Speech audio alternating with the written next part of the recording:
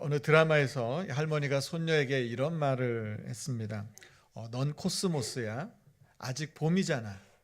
천천히 기다리면 가을에 가장 예쁘게 필 거야. 그러니까 너무 초조해하지 마. 아마 이 여주인공의 아버지가 이런 말도 해준 것 같습니다. 아빠가 그랬어. 마냥 맑은 날이면 세상이 온통 사막이라고. 비도 오고 눈도 오고 해야 땅에서 풀도 나고 이런 만난 귤도 나지. 삶의 힘겨운 시간을 지날 때, 그리고 인생이 아직 활짝 피지 않아 흐리고 비 오는 날을 만났을 때 이런 말을 해주는 사람, 내 편이 되어주는 사람이 곁에 있다면 여러분 얼마나 힘이 나고 좋겠습니까?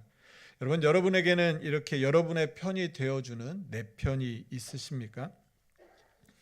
소셜 미디어가 이제 발달하고 이제 우리가 마음만 먹으면 전 세계에 있는 사람들과 친구가 될 수 있는 우리가 그런 세상을 살고 있습니다. 그런데 역설적이게도 이렇게 많은 사람과 친구가 될 수 있음에도 불구하고 사람들은 더 많은 외로움을 느끼고 소외감을 느끼며 산다고 하는 것입니다.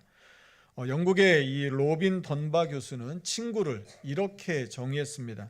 공항에서 누군가를 기다리기 위해 앉아 있다가 우연히 만났을 때 그냥 보내지 않고 옆에 앉히고 싶은 사람. 그러니까 공항에서 누군가를 기다리러 나갔다가 우연히 다른 사람을 만난 겁니다. 그런데 그 사람을 그냥 보내지 않고 손만 아는 척하고 보내는 게 아니라 내 옆에 앉혀서 같이 이야기를 나누고 싶은 사람, 바로 그 사람이 친구라고 하는 것이죠. 그에 따르면 이 사람이 안정적인 관계를 유지할 수 있는 이 사람의 친구의 숫자는 한 150명 정도 된다고 합니다. 그래서 이 150을 던바의 수라고 부르기도 합니다. 그런데 조금 더 이 숫자를 좀 자세히 이렇게 세분해서 이렇게 이야기를 합니다. 그 중에서도 이 150명 중에서도 진짜 친한 절친이라고 할 수 있는 사람, 이 사람은 어떤 사람이냐면 기대어 울 수 있는 사람이라고 합니다. 내가 슬플 때, 내가 힘들 때 그냥 아무 말 없이 기대어 울 수 있는 사람, 이 사람은 한 몇 명 정도 되냐면 한 5명 정도 된다고 합니다. 그리고 그 다음에 그룹이 뭐냐면 친한 친구입니다. 이들은 그 사람이 만약에 죽게 된다면 정말로 내가 진심으로 슬퍼할 수 있는 사람, 이 사람들은 한 15명 정도 된다고 합니다. 그 다음에는 그냥 좋은 친구입니다. 잔치나 무슨 좋은 일이 있을 때 부를 수 있는, 생각나는 사람, 이 사람들은 한 50명 정도까지 되고요. 그 다음은 그냥 친구라고 합니다. 그래서 그냥 뭐 결혼식에 하객으로 부를 수 있는 이 사람들을, 그래서 한 150명 정도가 이 그룹에 속한다고 합니다. 우리가 살아가는데 정말로 내 편이 되어줘서 내가 힘들고 아플 때 내가 그냥 기대어서 마음껏 울 수 있는 그 사람, 그런 절친 5명이 있다면 아마 그 사람의 삶은 외롭지 않을 것입니다. 여러분, 그런데 우리가 살아가면서 이 관계를 계속해서 유지하는 게 생각보다 쉽지 않다는 것입니다. 여러분, 그런데 우리에게 감사한 것은 무엇이냐면 우리가 고통과 아픔 가운데 있을 때 우리가 그냥 기대어 울 수 있는 우리의 내 편이 되어주시는 바로 그분이 계십니다. 누구냐면 바로 우리 하나님이십니다. 여러분, 하나님께서 우리의 내 편이 되어주시고 우리의 절친이 되어주시고 우리가 기대어 울 수 있는 그런 우리의 든든한 우리의 친구가 되어주시는 줄로 믿습니다. 오늘은 그래서 말씀을 통해서 하나님이 내 편이 되어주셨을 때 그때 우리가 누리고 얻게 되는 은혜가 무엇인지 한 3가지 정도를 같이 함께 살펴보도록 하겠습니다. 첫 번째는 이것입니다. 하나님이 내 편이 되어주시면 우리의 기도를 들으시고 응답해 주신다는 것입니다. 우리 오늘 본문 5절 말씀입니다. 5절 말씀을 같이 한번 읽어보겠습니다. 같이 읽습니다. 시작.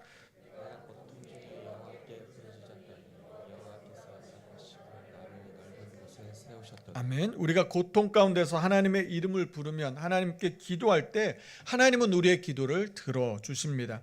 여러분, 우리가 그렇기 때문에 그 들어주시는 하나님이 바로 내 편이신 것을 믿고 더욱 담대히, 더욱 전심으로 기도할 수 있기를 소망합니다. 하나님께서 내 편이 되어주시기 때문에 우리가 기도하는 그 기도를 들으시고 응답해 주신다는 것이죠. 여러분, 어려운 일을 당할 때 누가 가장 먼저 떠오르십니까?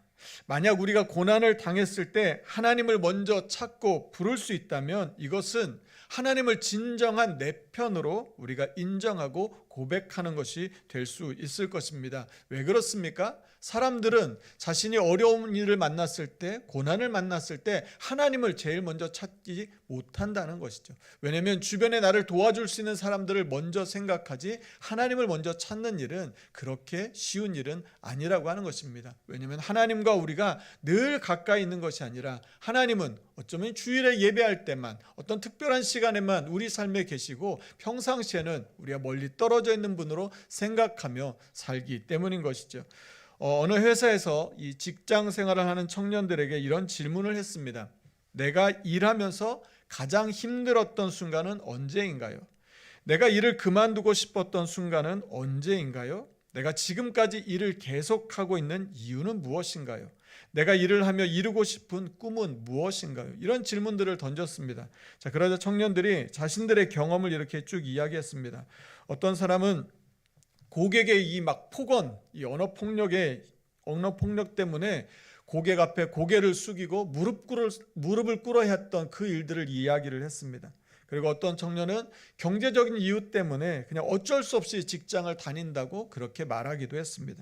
또 어떤 청년은 이직을 하려고 해도 앞으로 어떻게 될지 모르기 때문에 너무나 불확실성하기 때문에 어떻게 해야 될지 모르겠다는 이런 불안과 두려움을 느끼고 있다는 그런 이야기도 했습니다.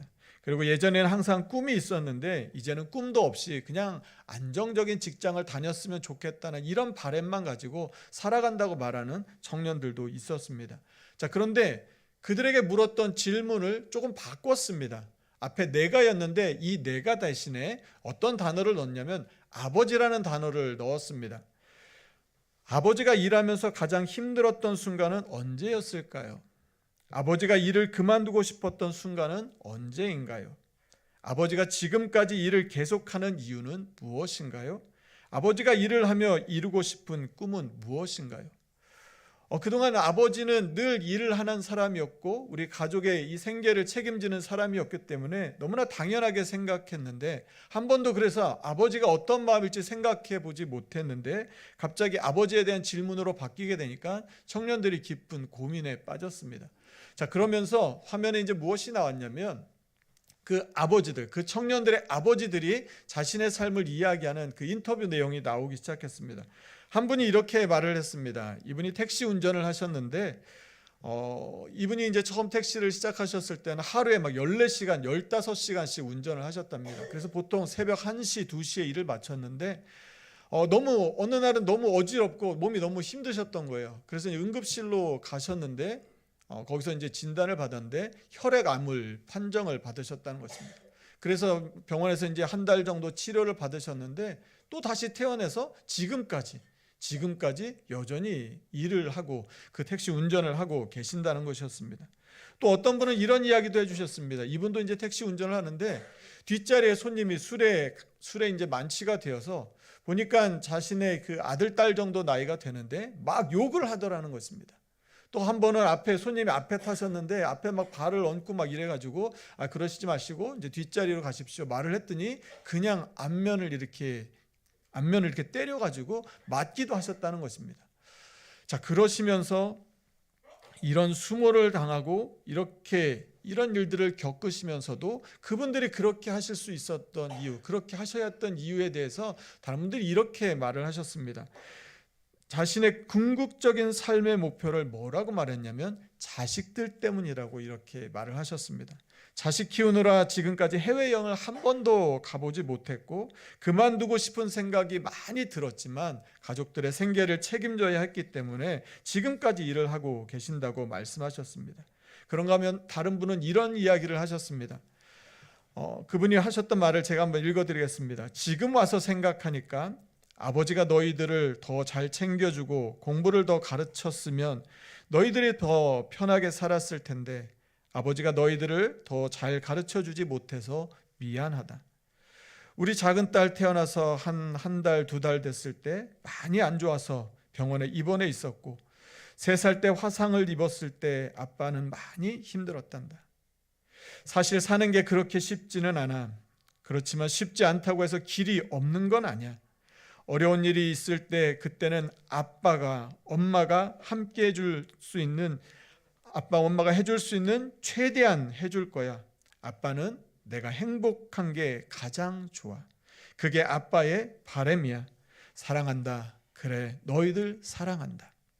여러분, 이게 아마 모든 부모님의 공통된 마음 아닐까 싶습니다. 자식을 위해서라면 더 좋은 것을 해주기를 원하시는 그것이 바로 부모님들의 마음이었을 것입니다.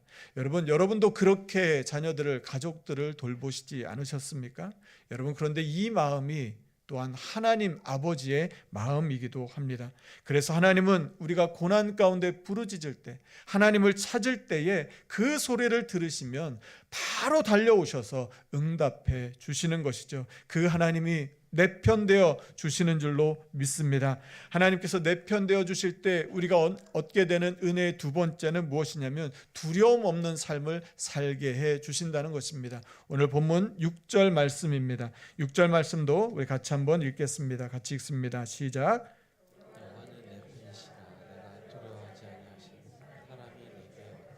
여러분, 오늘 본문에서 성경은 분명하게 말씀합니다. 여호와는 내 편이라. 여호와 하나님이 내 편이라고 성경이 말씀하고 있는 것이죠. 여러분, 우리에게는 든든한 내 편이 있습니다. 내 편이 있으면 여러분, 이게 우리의 삶을 어떻게 바꾸어갑니까? 우리가 낯선 환경, 어려운 상황에 들어가도 두려워하지 않고 담대히 맞설 수 있는 용기를 가져다 줍니다. 고난이 와도, 어려운 일들을 만나도 시도해 볼 수 있는 힘을 주는 것이죠. 실패했다고 해도 다시 일어설 수 있는 그 용기를 주는 것이 우리에게 내 편이 있다고 할 때 우리가 얻게 되는 그런 담대함입니다. 나를 믿어주고 응원해주는 내 편이 있을 때 우리는 두려움 앞에 맞설 수 있고 그것을 이겨낼 수 있습니다. 두려움은 내가 혼자라고 느낄 때 더 커지는 것 같습니다. 그래서 저는 두려움은 곧 외로움이라는 생각을 갖게 되었습니다. 두려움이라고 하는 것은 내가 혼자라는 그 마음, 외로움을 깊이 느끼면 느낄수록 삶의 많은 것들이 두렵게 다가오는 것이죠. 다윗은 그의 아들 압살롬을 피해 숨어 다닐 때 이런 시를 지었습니다. 시편 3편 6절 말씀인데요. 6절 말씀을 제가 읽어드리겠습니다. 천만인이 나를 애워싸 진친다 하여도 나는 두려워하지 아니하리이다. 여러분, 지금 다윗의 목숨을 노리고 많은 사람들이 진을 치고 있습니다. 어떻게든지 다윗을 찾아내려고 많은 사람들을 풀어서 지금 그런 위험한 상황입니다. 그런데 다윗은 내가 두려워하지 않는다고 말하는 것이죠. 어떻게 다윗이 이런 상황에서 두려워하지 않을 수 있습니까? 그 말씀이 시편 3편 5절 말씀입니다. 우리 5절 말씀은 같이 함께 읽겠습니다. 같이 읽겠습니다. 시작. 여러분, 하나님이 나와 함께 해주시고 나를 붙들어 주시니까 외롭지 않으니까 두려움도 없게 된다고 하는 것입니다. 왜 우리가 두려워하는 것입니까? 왜 우리가 위축되는 것입니까? 내가 혼자라는 생각인 것이죠. 나를 위해 싸워줄 수 있는 사람, 나를 보호해줄 수 있는 사람, 그 사람이 없다는 생각 앞에 놓이면 우리 앞에 다가오는 이 문제들이 너무나 크고 우리가 감당할 수 없게 느껴지게 되는 것이죠. 그때 우리는 두려움을 느끼게 된다는 것입니다. 여러분, 그러나 나와 함께하는 분이 계시다면, 그리고 그분이 우리가 가질 수 있는 그 능력보다 더 큰 능력을 가지고 있다는 것을 우리가 확신하게 될 때 우리는 두려움 없는 삶을 살게 될 줄로 믿습니다. 여러분, 교회에 와서도 우리가 그렇습니다. 사람들이 교회를 선택할 때 선택하는 이제 기준 중에 많은 것이 목사님의 설교나 교회 시설이나 환경이나 이런 것들을 많이 봅니다. 그런데요, 교회를 떠날 때 사람들이 교회를 떠나는 이유에 대해서는 그 앞의 이유와는 다르다는 것입니다. 사람들이 교회를 떠날 때 큰 이유 중에 하나는 그 성도들의 무례함이라고 합니다. 그래서 어떤 사람이 이런 일이 있었다고 합니다. 이분이 이제 그 무릎을 수술을 했습니다. 근데 이제 좀 젊으신 분인데 무릎 수술을 해서 이제 그 교회에 엘리베이터가 있어서 엘리베이터를 타고 이제 내려가려고 했는데 한 분이 앞에서 그분을 보고 나오라고 말을 했다는 것입니다. 그런데 그분은 이렇게 들렸다는 것입니다. 너 나와, 이렇게 말하는 것처럼 들렸다는 것이죠. 이분은 무릎이 아파서 수술을 해서 이렇게 계단을 내려가는 게 힘들어서 엘리베이터를 좀 이용하려고 했는데 다른 사람들이 그냥 나오라고 하는 것들이 너무 무례하고 너무 불쾌하게 느껴졌다고 하는 것이죠. 그래서 교회를 안 나갔다고 합니다. 그 교회를 떠나버렸다고 하는 것이죠. 여러분, 또 한 가지는 무엇입니까? 사람들의 무관심입니다. 이 모든 성도가 새 가족보다라는 책을 쓰신 이 김민정 목사님은 점점 교회가 극장이 되어 간다고 그렇게 말을 했습니다. 사람들이 여러분 극장에 가면 어떻게 합니까? 영화표를 삽니다. 자기가 보고 싶은 영화를 보고 그곳에 앉아서 영화를 감상하고 나갑니다. 여러분 극장에 갔을 때 옆에 누가 앉았는지, 뒤에 누가 앉았는지, 앞에 누가 앉아 있는지 우리는 별 관심이 없습니다. 왜냐하면 영화를 보러 갔기 때문인 것이죠. 그런데 교회가 점점 극장처럼 되어 간다는 것입니다. 성도들이 와서 교회에서 헌금을 합니다. 그리고 자신들이 말씀에 집중해서 듣습니다. 그 은혜를 받고 이 말씀을 붙들고 내가 이 한 주간도 열심히 살아야지, 이렇게 나아갑니다. 그런데 문제는 거기에서 끝나버린다고 하는 것이죠. 내 옆에 누가 있는지, 내 주변에 누가 있는지 전혀 관심을 갖지 않고 그냥 오늘 내가 은혜 받는 것에 초점을 두고 그렇게 교회를 다닌다고 하는 것입니다. 그래서 교회가 점점 극장처럼 변해가고 있다고 말하고 있는 것이죠. 여러분, 우리가 서로에 대해서 무관심하면 우리가 교회에 와도 외롭지 않겠습니까? 누군가 자신의 이름을 불러주고 자신을 알아준다면, 그런 사람이 3명에서 5명 정도가 있다면 그 사람은 그 공동체를 떠나지 않는다고 합니다. 교회에 왔는데, 새 가족으로 왔는데 누군가 그분의 이름을 불러주고 먼저 인사해주고 먼저 찾아가주는 사람이 있다면 여기서 외로움을 느끼지 않고 바로 이 교회가 내 교회라고 그런 소속감을 느끼게 된다고 하는 것이죠. 여러분, 그런데 우리가 누군가의 편이 되어준다고 하는 것은 그냥 말로만 되는 것이 아닙니다. 누군가의 편이 되어주려고 하면 무엇이 뒤따라야 하냐면 그를 위한 희생과 헌신이 뒤따라야 하는 것입니다. 내가 당신의 편입니다 라고 말하면서 그 사람을 위해서 시간이나 물질이나 어떤 삶을 나누고 희생하지 않는다면 그 사람이 내 편이라고 우리는 잘 느끼지 못할 것입니다. 여러분, 우리 부모님들의 말씀이 다른 사람들의 말과 다른 이유는 무엇입니까? 우리를 위한 희생과 그 헌신을 우리가 알고 있기 때문인 것이죠. 그 은혜를 알고 있기 때문에 부모님들의 말씀에 대해서는 우리가 무겁게 생각하는 것입니다. 우리가 하나님이 내 편이 되어주실 때 우리가 얻게 되는 그 은혜의 3번째는 무엇이냐면, 하나님은 우리의 큰 도움이 되어 주신다고 하는 것입니다. 오늘 본문 7절 말씀입니다. 우리 7절 말씀도 같이 한번 읽겠습니다. 같이 읽겠습니다. 시작.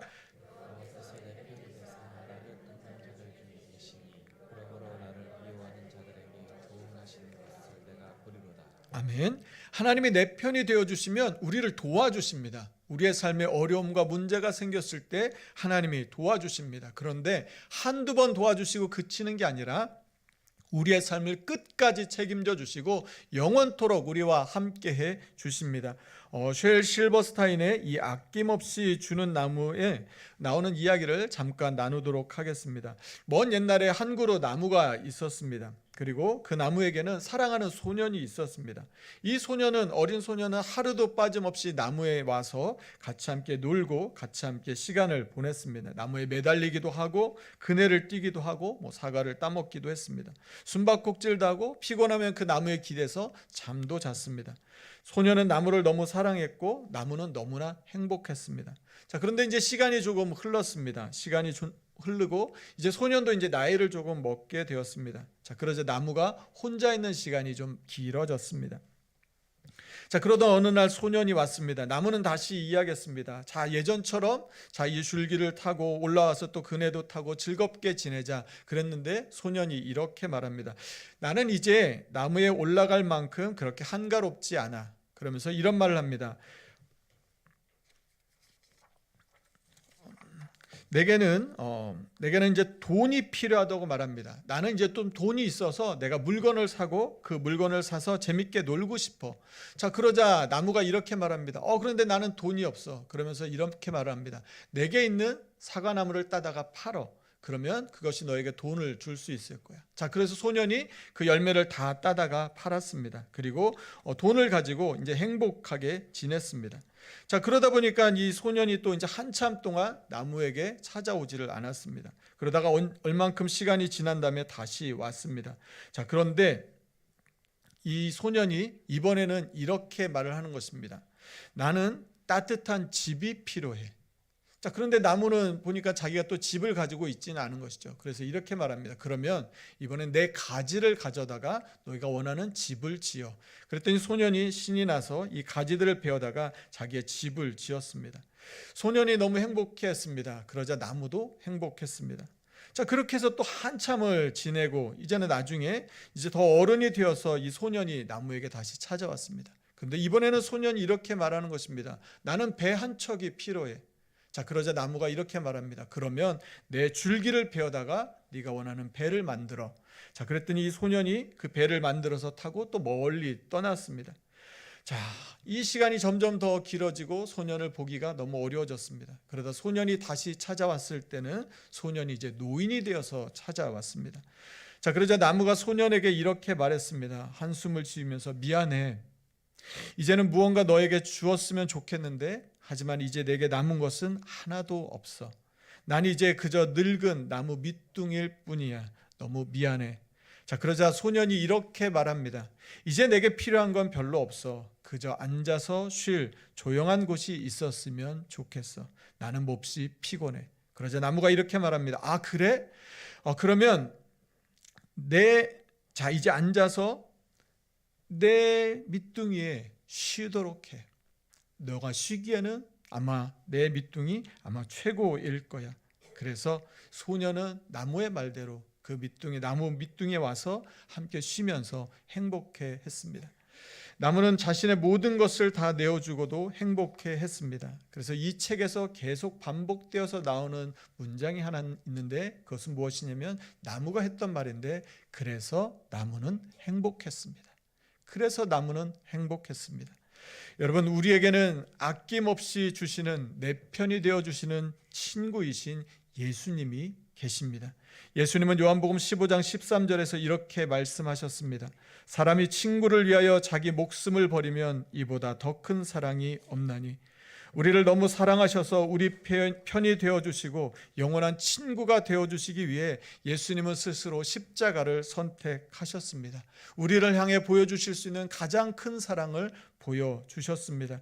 십자가에서 죽기까지 우리를 사랑하신 예수님이 내 편이 되어주셔서 우리가 기도할 때 응답해 주시고 우리가 외롭지 않도록 우리가 두려워하지 않도록 우리와 함께 해주시고 항상 우리를 도와주시며 이 한 주간도 우리의 삶 가운데 동행하여 주실 줄로 믿습니다. 하나님 우리의 삶이 풍성해지기를 원하시고 우리가 원하는 것이 있다면 그것이 무엇이더라도 다 내어주기를 원하시는 분이 바로 우리 하나님이십니다. 그 하나님이 내 편 되어주셔서 목숨까지 내어주신 그 사랑, 그 은혜를 기억하며 우리가 사순절 두 번째를 맞는 이 한 주간도 하나님의 은혜와 그 십자가의 사랑을 힘입어 살아가는 저와 여러분의 삶이 되기를 간절히 소망합니다. 이 시간 우리 같이 함께 찬양하겠습니다. 십자가 그 사랑 멀리 떠나서 무너진 나의 삶 속에 잊혀진 주 은혜, 돌 같은 내 마음 어루만지사 다시 일으켜 세우실 주를 사랑합니다. 지나간 일들을 기억하지 않고 이전에 행한 모든 일 생각지 않으리. 사막의 강물과 길을 내시는 주, 내 안에 새 일 행하실 주만 바라보리라. 주 나를 보호하시고 날 붙드시리. 나는 보배롭고 존귀한 주님의 자녀라. 주 나를 보호하시고 날 붙드시리. 나는 보배롭고 존귀한 주님의 자녀라. 우리 다 함께 우리를 위하여 아낌없이 내어주시고 우리를 사랑해 주시고 우리 편이 되어주신 내 편이 되어주신 그 주님의 은혜에 감사하는 마음으로 다 함께서 자리에서 일어나셔서 결단의 찬양으로 찬양하며 나아가겠습니다. 십자가 그 사랑, 십자가 그 사랑,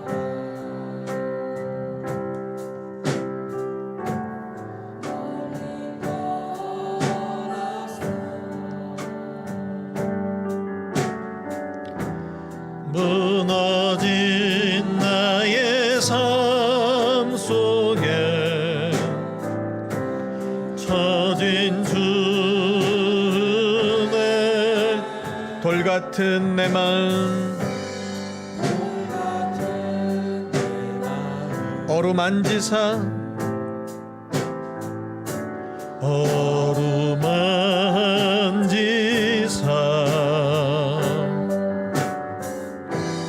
다시 일으켜 세우시 주를 사랑합니.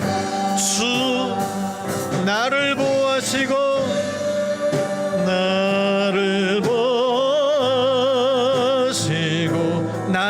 붙드시리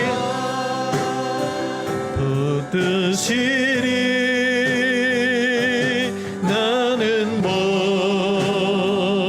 보배롭고 존귀 주님의 자녀라. 우리 다시 한번 주 나를 보호하시고 주 나를 날 붙드시리 날 붙드시 나는 보배롭고 존귀한 보배롭고 존귀한 주의 우리 다시 한번 찬양합니다. 우리 가슴에 손을 얹고 주 나를 보호하시고 주 나를 하나님이 우리와 함께 하시고 하나님이 우리의 기도를 들어 응답해 주시고 하나님이 우리를 외롭지 않게 두렵지 않게 해주시고 하나님이 우리를 도와주시며 우리를 함께하여 주십니다. 존귀 주님의 자녀라 주님의 주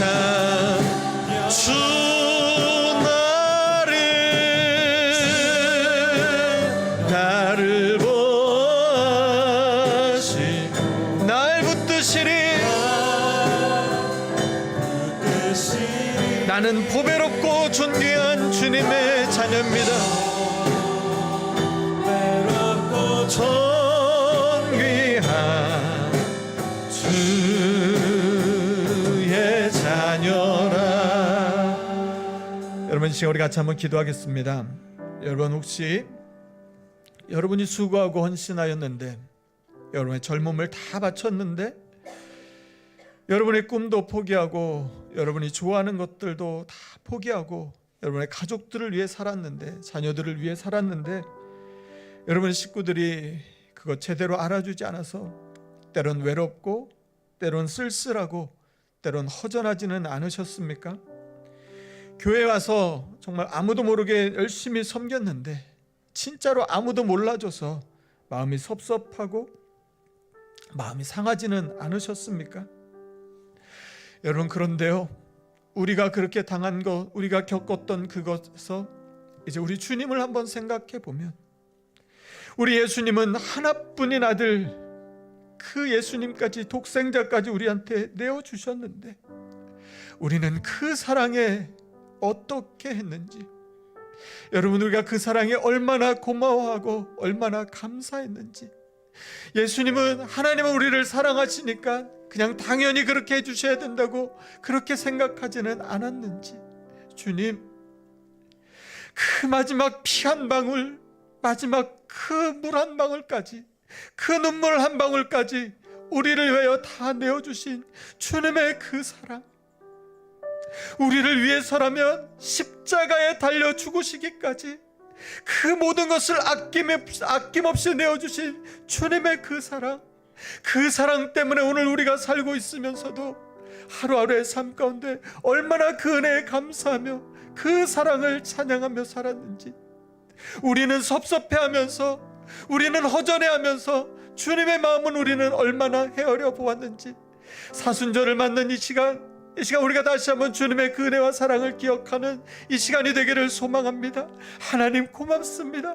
나 같은 죄인 살리기 위하여 주님 십자가에 죽어주신 그 은혜 하나님 잊지 않고 살게 하여 주시고 이 한 주간도 그 은혜에 감사하며 살게 하여 주시옵소서. 그 하나님이 내 편 되어 주시는데 하나님 내가 세상에서 무엇을 두려워하고 하나님 내가 왜 홀로 외로워하고 하나님 내가 기도할 때마다 들어주시는데 내가 왜 기도하지 않고 낙심하고 불안해하는지 하나님이 날 도와주시는 분인데 내 곁에 계시는데 그 하나님 바라보지 못하고 염려했다면 하나님 이 한 주간 그 주님의 내 편 되심을 믿고 주님께 기도하고 주님과 동행하여 두려움 없이 살게 하여 주시고 주님이 도와주시는 그 은혜 가운데 살아가는 이 한 주간 되게 하여 주시옵소서. 아낌없이 주는 주님의 사랑과 은혜 가운데 감사하며 살아가는 이 한 주간 되게 하여 주시옵소서라고 오늘 주신 말씀 기억하며 간절한 마음으로 합심하여 같이 함께 기도하겠습니다. 하나님 감사합니다. 하나님의 시간 주님의 은혜를 기억하며 간절한 마음으로 기도합니다.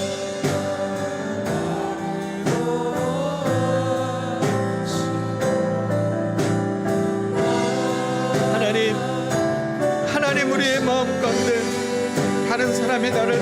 않을 때는 나는 내 마음이 섭섭합니다. 내 마음이 허전합니다. 하나님, 그런데 우리는 주님의 그 은혜를, 주님의 사랑을 얼마나 기억하며 살고 있는지 돌아봅니다.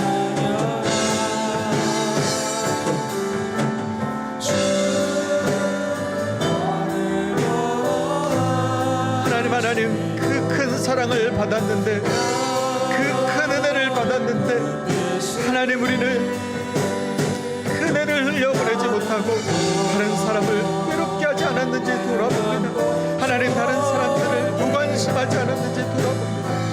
하나님, 우리의 마음을 새롭게 하여 주셔서 그 사랑과 그 은혜를 기억하여 하나님이 나를 보배롭고 존귀하게 여기시는 것, 하나님이 나를 위하여 그 십자가를 지신 그 은혜와 사랑을 기억, 하나님 은혜에 감사하며 살아가는 우리의 삶이 되게 하여 주셔서 그 은혜가 없으면 살아갈 수가 없습니다. 그 사랑이 없으면 살아갈 수가 없습니다. 이 한 주간도 내 편 되어주시는 주님 앞에 기도하고 주님과 함께하고 그 은혜 가운데 살아가는 우리의 삶이 다 되게 하여 주시옵소서.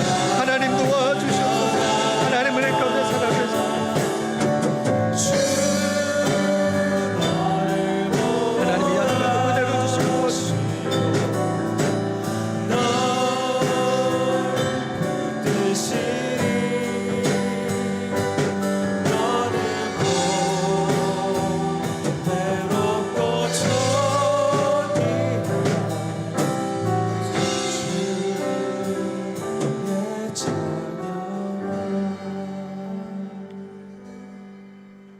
사랑의 말씀 하나님, 우리가 받은 것은 기억하지 못하고 우리가 받았던 그 사랑, 그 은혜는 다 잊어버리고 그저 우리에게 없는 것만 생각하고 그냥 서운한 것만 생각하고 그냥 허전한 것만 생각하고 하나님, 그렇게 살아가고 있지 않은지 돌아봅니다.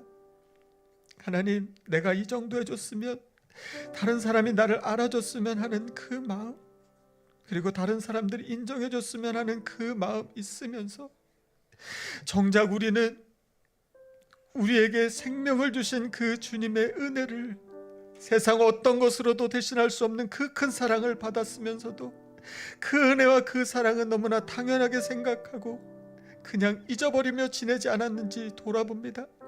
그 사랑을 잊어버리니까 다른 사람에게 흘려보낼 그 사랑이 없어서 다른 사람들에게 무관심하게 되었지는 않았는지 돌아봅니다. 하나님, 우리를 살리기 위하여 독생자 예수님을 십자가에 내어주신 하나님의 그 아픈 마음, 우리를 위하여 물과 피와 땀과 눈물을 다 쏟아 흘려주신 그 예수님의 사랑을 기억하는 하나님이 한 주간이 되게 하여 주시옵소서. 그 사랑이 우리 가운데 있음을 잊지 않게 하여 주시고, 주님이 내 편 되어 주시기 때문에, 그렇게 나를 사랑해 주시기 때문에 하나님, 이 세상 속에서 우리가 기도할 때 들어주실 것을 믿고 담대히 기도하며 살아가는 우리의 삶이 되게 하여 주시옵소서. 그 주님이 나와 함께 하시기 때문에 외롭지 않고 두려워하지 않고 하나님이 힘있게 믿음으로 살아가는 이 한 주간의 삶이 되게 하여 주시옵소서. 하나님이 나를 도와주실 것을 믿고 하나님 담대한 마음으로 살아가는 이 한 주간 되게 하여 주셔서 하나님이 내 편 되어 주시는 그 은혜로 승리하는, 주님의 그 사랑과 은혜에 감격하며 살아가는 이 한 주간의 삶이 되게 하여 주시옵소서. 감사드리며 예수님 이름으로 기도드립니다. 아멘. 이제는 우리 주 예수 그리스도의 은혜와 하나님의 사랑과 성령의 교통하심이 우리를 위해서라면 아낌없이 내어주시고 더 주시고 더 주시는 그 주님의 사랑을 우리가 믿고, 그 주님이 우리 가운데 기도할 때 응답해 주시고 우리를 외롭지 않게 우리와 함께 해주시고 우리를 도와주실 것을 믿으며 이 세상 속에서 담대한 믿음으로 살아가기를 결단하는 오늘 예배하는 우리 모든 성도들 위해, 그들의 가정과 일터 위에, 이 땅 대한민국 위에 이제로부터 영원까지 함께 하시기를 간절히 축원하옵나이다. 아멘.